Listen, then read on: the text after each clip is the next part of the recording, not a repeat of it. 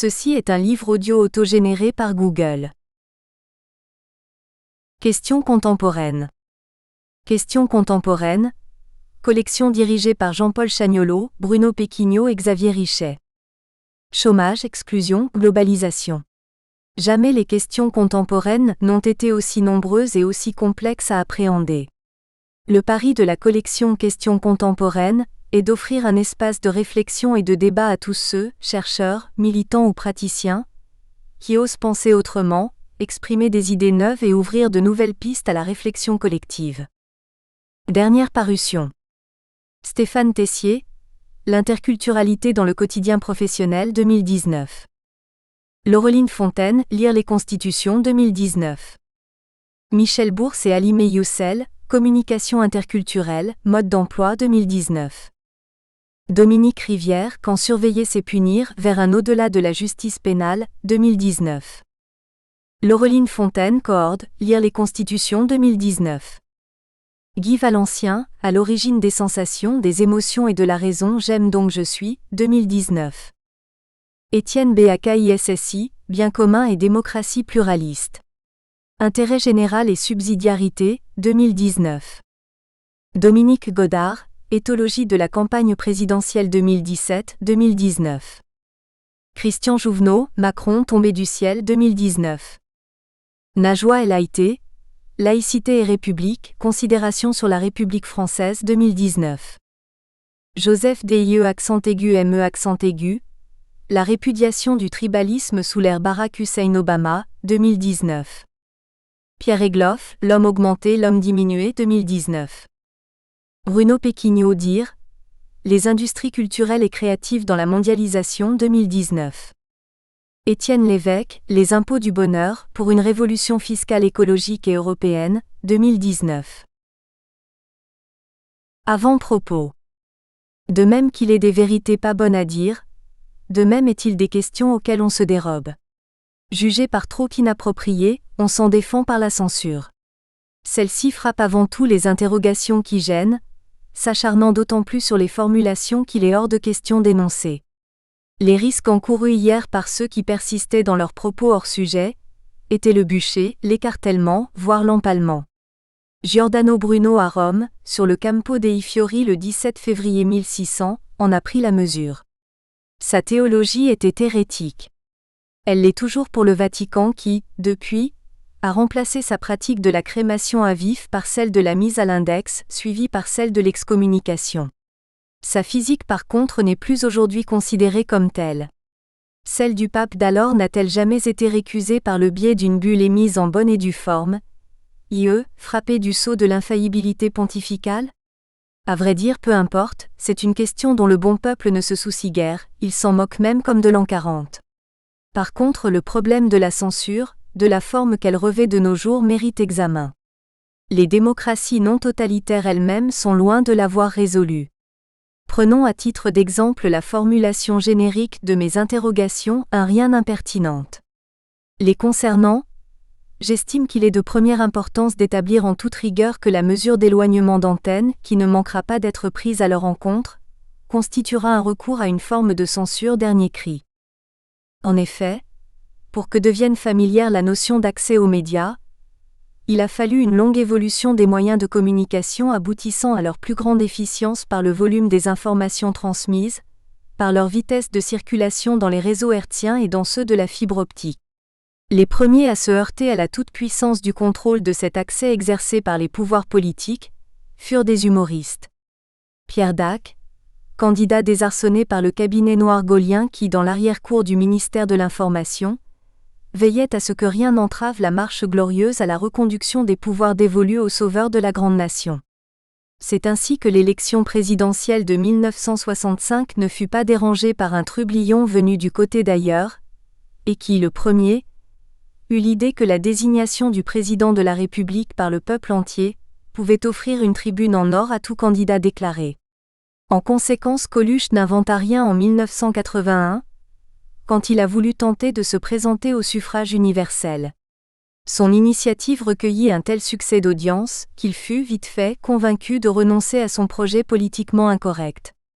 En 2018, les choses en sont-elles arrivées à ce point que l'accès aux médias se voit définitivement verrouillé par la mise en place d'un système bipolaire, opposant une élite d'élus à une masse d'exclus? Cette hypothèse fait l'objet de mon premier questionnement. Le second, quant à lui, porte sur la possibilité que cette fracture soit intériorisée sinon dans notre ADN, du moins dans la structure de notre fonctionnement mental. Conçu en ces termes, mon projet de critiquer la représentation courante du monde ne manquera pas d'apparaître d'emblée voué à l'échec. Un texte s'attaquant de front à l'autorité habilitée à lui donner ou non un lectorat, se verra automatiquement opposer une fin de non-recevoir par le lobby des mauvais éditeurs. Celui-ci est en effet assez rusé pour prévoir la mesure de privation d'antenne qui ne manquera d'être prise à l'encontre d'un tel texte qui en propose la théorie, fût-elle sous forme interrogative. Qu'ajouter d'autre à cet exposé de mes intentions créatrices? Rien, sinon qu'il est soumis avec la lucidité de qui est animé par l'amour des causes perdues. Quel nouvel âge historique va succéder à celui de l'économie? Introduction. Les âges préhistoriques s'inscrivent dans une évolution concomitante à celle parcourue par l'espèce humaine pour parvenir à son homogénéité chromosomique de groupe clos, c'est-à-dire dont l'expansion ne saurait s'opérer que par hybridation intraspécifique. Par là est renvoyée à l'imaginaire la tératologie des sirènes, des centaures et autres chimères. L'histoire procède, elle, d'une rupture qui n'est pas consécutive à une mutation organique matérielle, analogue à celle scandant la succession des âges de la période précédente.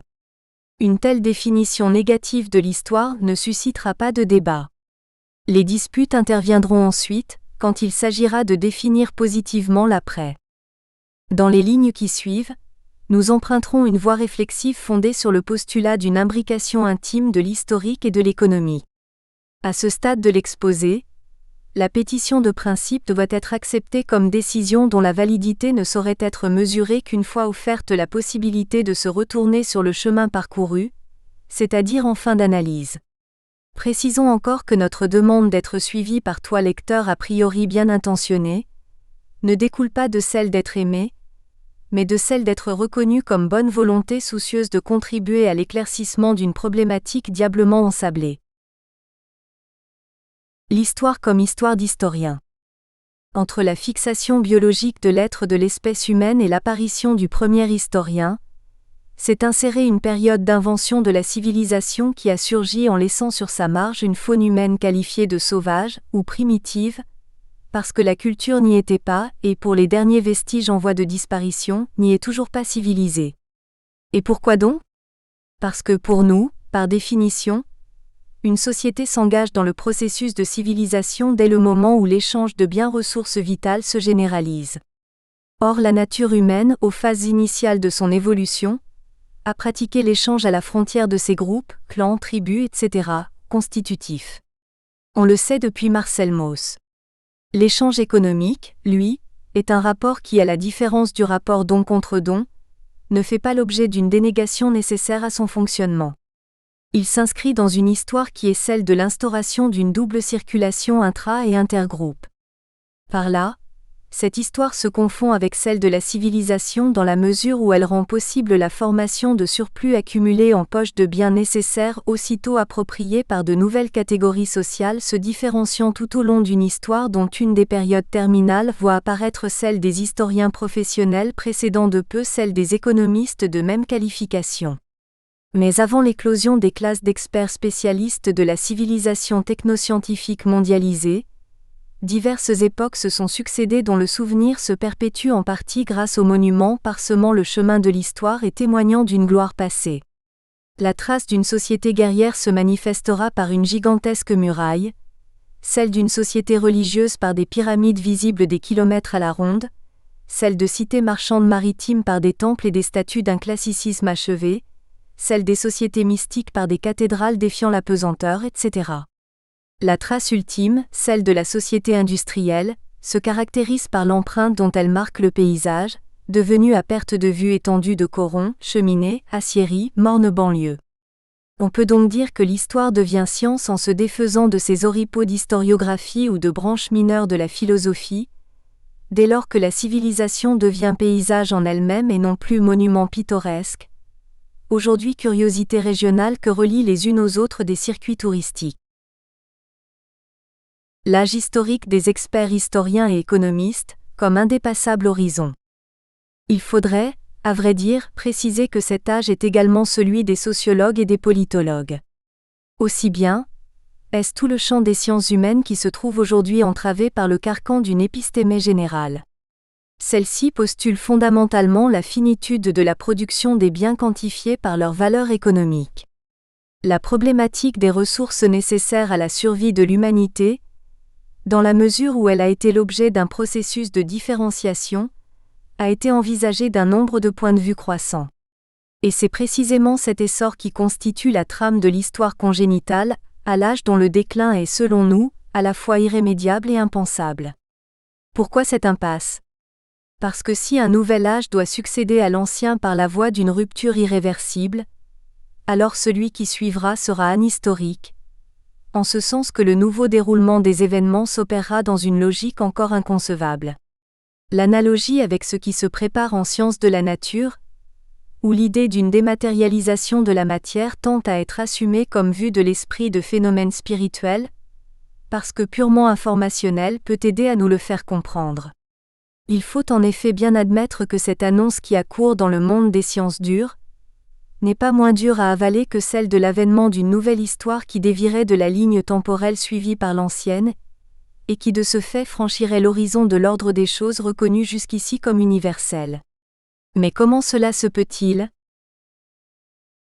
Se pourrait-il que l'interprétation du monde arrive à le changer en se changeant elle-même ?